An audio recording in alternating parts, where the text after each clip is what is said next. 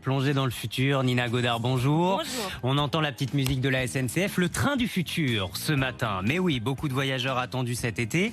Alstom est déjà en train de construire ce futur train pour la SNCF. Voilà, je vous emmène dans un futur, mais dans un futur assez proche, 2024. Donc on est dans le train, le TGV, en direction de la mer. On regarde le paysage, on le regarde à travers des baies vitrées immenses, beaucoup plus grandes que celles de nos TGV actuels. On peut étendre nos jambes loin sans toucher les sièges de devant. Partout dans le Wi-Fi, dans le train, on capte justement le Wi-Fi. Il y a des écrans qui nous donnent des informations sur la vitesse du train, son parcours, sur la température. Justement, en parlant de température, la climatisation, vous vous souvenez, la climatisation sous le coude, sur le côté, là, qui est insupportable. horrible, celle-ci. Eh ben, c'est fini, ça. La climatisation, elle viendra du plafond. Elle ne sera ni trop forte, ni trop faible. Si on a faim, on n'aura plus besoin d'aller faire la queue au wagon-bar. On pourra commander à distance son repas. Tous ces services, c'est ce qu'on trouvera à bord du TGV-M, ce que la SNCF appelle le train du futur.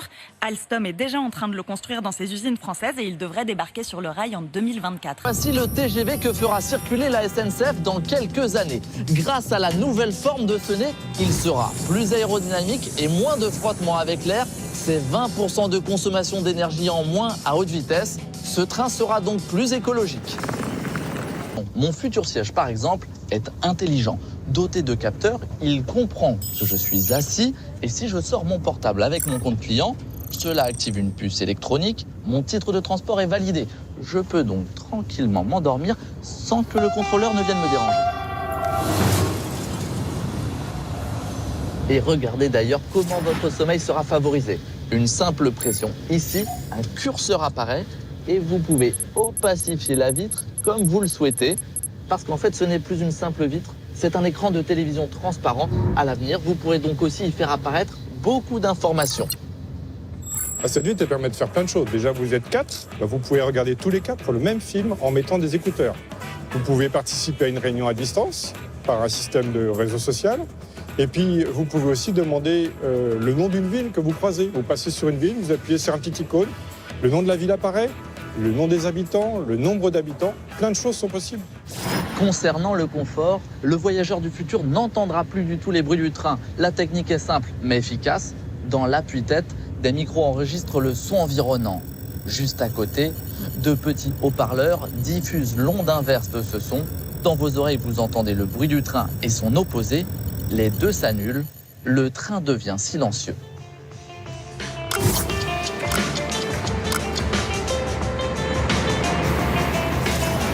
Une fois arrivé, vous constatez que votre train n'a pas de retard.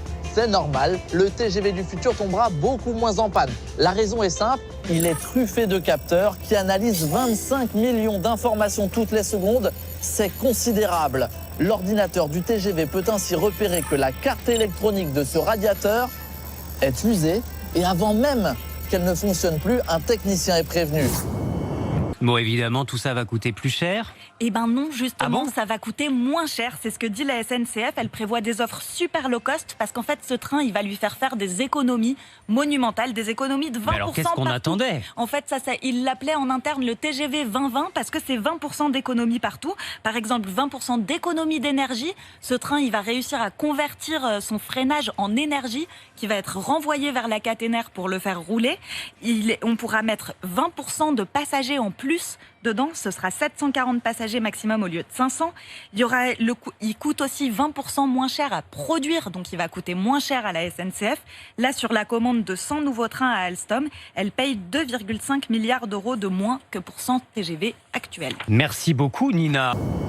Autre innovation majeure sur laquelle travaille la SNCF, Thales ou encore Alstom, c'est bien sûr le train autonome, c'est-à-dire sans aucun conducteur. Les yeux du train, les voici. 6 caméras différentes pour comprendre l'environnement. 2 caméras thermiques, 2 caméras vidéo et 2 caméras laser qui calculent les distances.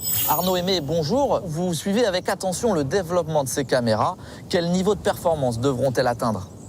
Aujourd'hui, l'œil humain, il peut voir approximativement un obstacle à 300 mètres de distance. Demain, les caméras du train autonome, elles pourront détecter un obstacle jusqu'à 1500 mètres de distance. C'est justement cette distance qui est nécessaire pour arrêter un train régional qui est lancé à pleine vitesse. Et puis derrière, on a l'intelligence artificielle qui analyse les images de la caméra et qui pourront identifier automatiquement si l'obstacle, eh bien, c'est un arbre tombé sur la voie ou bien un petit animal qui passe et ajuster le freinage en conséquence.